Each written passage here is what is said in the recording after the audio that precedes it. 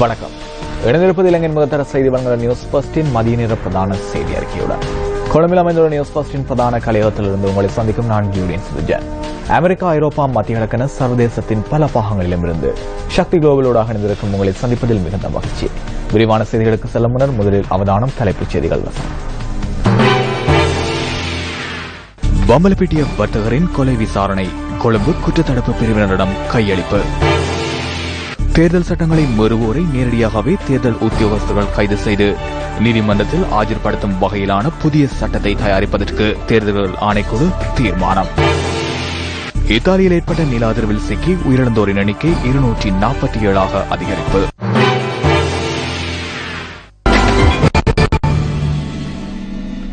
தொடர்வது விரிவான செய்திகள். முதலில் உள்நாட்டுச் செய்தி. மாவனெல்லை ஹெமாத்தகம வீதியின் ரொகுல்காம பகுதியிலிருந்து மீட்கப்பட்ட பம்பலப்பிட்டி வர்த்தகரின் சடலம் மீதான மரண விசாரணை இன்று காலை முன்னெடுக்கப்பட்டது. சடலம் மீட்கப்பட்ட பகுதியில் சடலம் தொடர்பான நீதவான் விசாரணைகள் மாவனல்ல மாவட்ட நீதவான் மஹிந்த லியனகமவினால் இன்று காலை முன்னெடுக்கப்பட்டன. இதன் பொருட்டு வர்த்தகரின் மனைவி மற்றும் தந்தை ஆகியோரும் அழைக்கப்பட்டிருந்ததாக போலீசார் தெரிவித்தனர். கிடைத்த ரகசிய தகவலுக்கமைய மாவனல்ல ஹெம்மாத்தகம வீதியின் ருக்குல்கம பகுதியில் இருந்து உயிரிழந்தவரின் சடலம் மீட்கப்பட்டது. வீதியில் இருந்து 5 மீட்டர் தூரத்தில் தனியார் பகுதியில் உள்ள செங்குத்தான பரப்பிலிருந்து சடலம் மீட்கப்பட்டதாக நியூஸ் ஃபர்ஸ்டின் பிராந்திய செய்தியாளர் தெரிவித்தார். நேற்று மாலை கிடைத்த தகவலின் பிரகாரம் போலீசார் குற்றத்தடுப்பு பிரிவினர் கடத்தப்பட்ட வர்த்தகரின் உறவினர்களுடன் நேற்றிரவு அந்த இடத்திற்கு சென்றிருந்தனர். உறவினர்களினால் சடலம் அடையாளம் காட்டப்பட்டிருந்தது. உயிரிழந்தவரின் தந்தை மற்றும் அவரது சகோதரரிடமிருந்து வாக்குமூலங்கள் பதிவு செய்யப்பட்டுள்ளன. பம்பலப்பிட்டிய பகுதியை வசிப்பிடமாக கொண்ட ஷாகிப் சுலைமான் இந்த மாதம் 21ஆம் தேதி பம்பலப்பிட்டிய கொத்தலாவலை பகுதியில் உள்ள அவரது வீட்டிலிருந்து கடத்திச் செல்லப்பட்டிருந்தார். 2 பிள்ளைகளின் தந்தையான 28 வயதான ஷாகிப் சுலைமான் தனது தந்தையுடன் இணைந்து இந்தோனேஷியா மற்றும் சீனாவில் இருந்து ஆடைகளை இறக்குமதி செய்து விற்பனை செய்யும் வர்த்தகத்தில் ஈடுபட்டு வந்துள்ளார். நிதி மோசடியில் ஈடுபட்டுள்ளமை தொடர்பில் சில வர்த்தகர்களுக்கு எதிராக குற்றப்புலனாய்வு திணைக்களம் மற்றும் கொழும்பு குற்ற விசாரணை பிரிவிற்கு ஷாகிப் சுலைமான் முறைப்பாடு முன்வைத்துள்ளதாக போலீசார் கூறினர். வடமாகாண சபையின் 60வது அமர்வு இன்று காலை 9:30 மணியளவில் அவைத்தலைவர் CVK சிவஞானம் தலைமையில் ஆரம்பமாகியது. வடமாகாண சபை அமர்வு தொடர்பிலான மேலதிக தகவல்களுடன் இணைந்து கொள்கின்றார் அங்கிருக்கும் எமது பிராந்திய செய்தியாளர் கதிர்காமத்தியன் ரஜினிகாந்த்.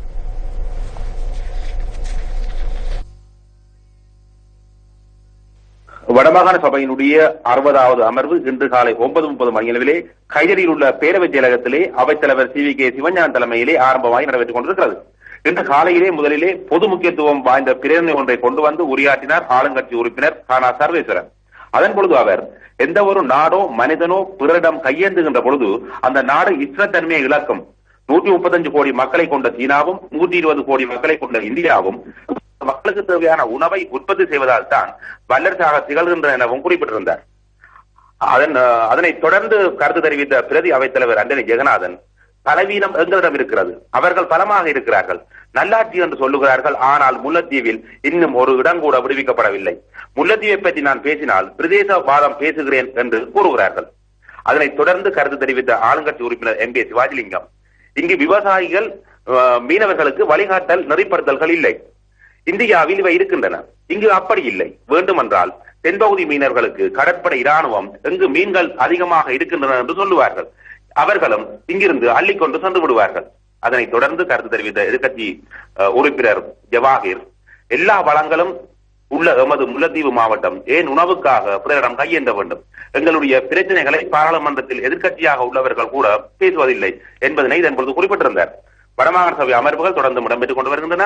வடமாகாண சபை பேரவைச் செயலகத்திலிருந்து நியூஸ் பஸ் செய்திகளுக்காக கதிராமத்தையன் ரஜினிகாந்தன்.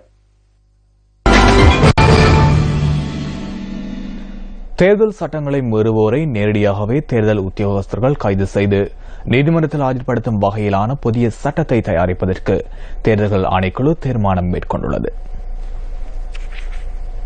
தேர்தல் சட்டங்களை செயற்திறன் மிக்கதாக முன்னெடுப்பதற்கு இதன் மூலம் எதிர்பார்க்கப்படுகின்றது. நடைமுறையில் உள்ள தேர்தல் சட்டத்தின் பிரகாரம் அந்த சட்டங்களை மீறுவோரை போலீசாரை கைது செய்ய வேண்டும். அத்தகையவர்களுக்கு வழக்கு தாக்கல் செய்வதற்காக சட்டமா அதிபரின் ஆலோசனையை பெற்றுக் கொள்வது கட்டாயமாக்கப்பட்டுள்ளதாக தேர்தல்கள் ஆணைக்குழு குறிப்பிட்டுள்ளது. புதிய தேர்தல் சட்டத்தை உருவாக்குவதன் ஊடாக தேர்தல் வன்முறைகள் மற்றும் சட்ட மீறல்களை கட்டுப்படுத்துவதற்கு வழி ஏற்படும் என எதிர்பார்க்கப்படுகின்றது. இந்த புதிய தேர்தல் சட்டத்தை வகுப்பதற்காக புத்திஜீவிகள் மற்றும் சட்ட வல்லுநர்கள் பலரின் கருத்துக்களை பெற்றுக் கொள்ளும் பணிகள் ஏற்கனவே ஆரம்பிக்கப்பட்டுள்ளதாக தேசிய தேர்தல் ஆணைக்குழு மேலும் தெரிவித்துள்ளது.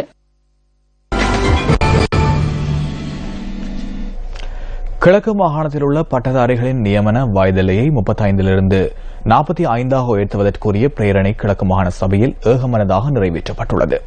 கிழக்கு மாகாண சபையின் கூட்டம் சபைத் தலைவர் சந்திரதாச கலபதி தலைமையில் இன்று நடைபெற்றது. கிழக்கு மாகாண சபையின் 62வது அமர்வு தவிசாளர் சந்திரதாச கலபதி தலைமையின் கீழ் இன்று காலை 9:30 மணிக்கு கூடியது. இதில் 3 முறைப்பாடுகளும் 5 கேள்விகளும் தனிநபர் பிரேரணைகள் 12 சபையில் முன்வைக்கப்பட்டது. புல்மோட்டை அரிசிமலை பகுதியில் 2004ஆம் ஆண்டு சுனாமியினால் பாதிக்கப்பட்ட வீடுகள் ஒன்றில் 2008ஆம் ஆண்டு கடற்படையினர் ஆக்கிரமிக்கப்பட்டமை சம்பந்தமாக RM அன்வரினால் பிரேரணை முன்வைக்கப்பட்டது. அரிசிமலை பகுதியில் காலித் என்பவரின் வீட்டை பௌத்தபிக்கு ஒருவர் உடைத்து சேதப்படுத்தியது சம்பந்தமான முறைப்பாடு மாகாண சபை உறுப்பினர் RM அன்வரினால் முன்வைக்கப்பட்டது.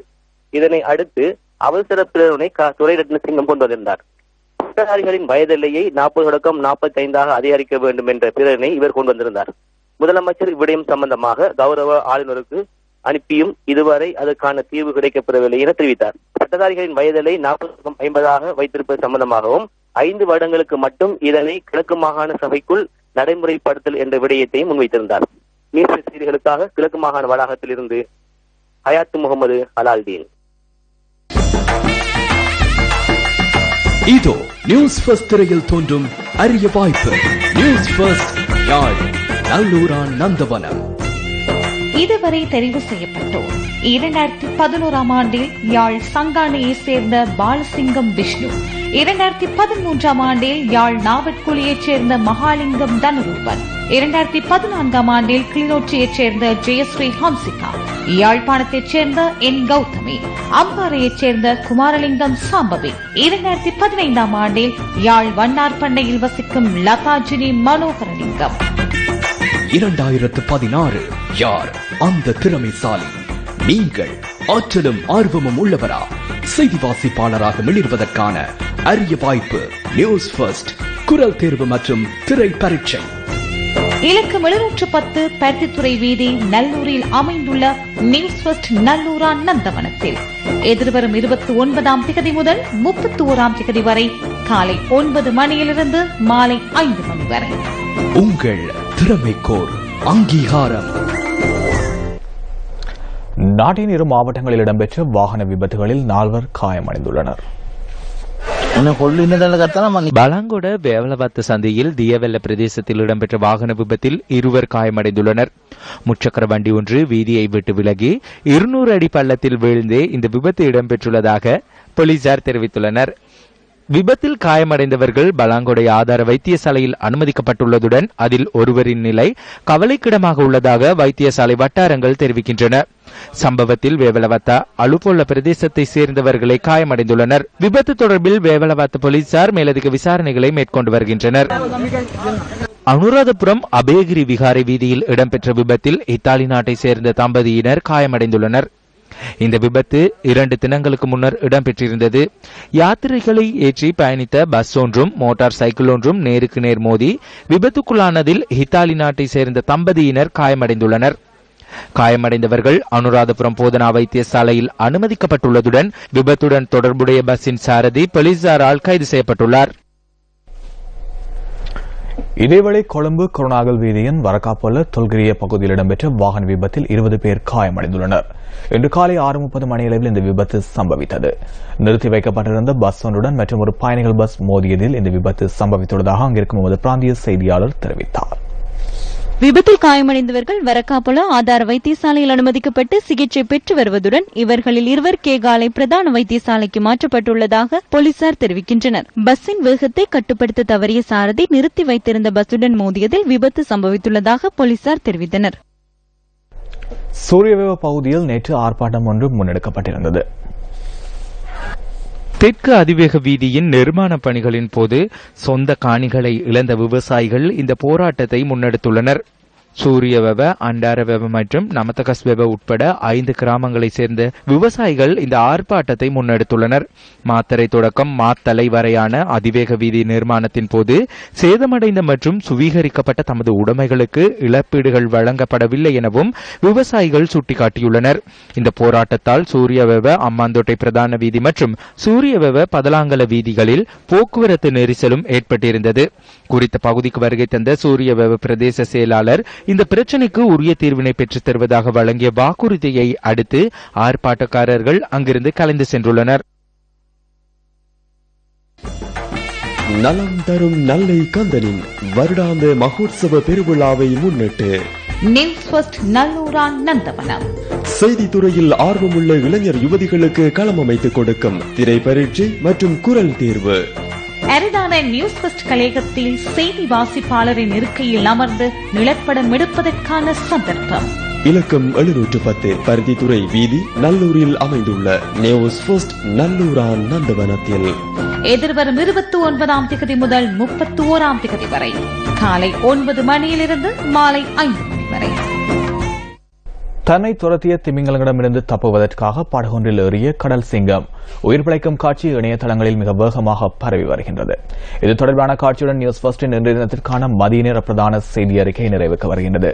நியூஸ் ஃபர்ஸ்டின் மணித்தியாலை செய்தி அறிக்கை 2:25க்கும் பிரதான செய்தி அறிக்கை இரவு 8 மணிக்கும் எதிர்பாருங்கள். வணக்கம்.